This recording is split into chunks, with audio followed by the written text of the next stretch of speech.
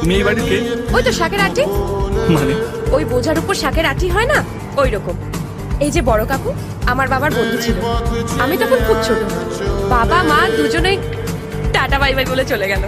বড় কাকু আমাকে এখানে নিয়ে এলো, আর তারপর থেকে আমি এখানে আছি উইদাউট রিজার্ভেশন। কলকাতায় এরকম কোনো জায়গা নেই না ফ্রিতে থাকা খাওয়া? না, নেই, কারণ সেইখানে আমার বাবা থাকে। জন্য একটা সুখবর আছে। ছোটবেলা থেকে দেখে আসছি এই দিনটা বাড়িতে কত বড় উৎসব হয়, সবাই খাওয়া দাওয়া করে। আর জানতে পারলাম কারণটা। ছেলে কি?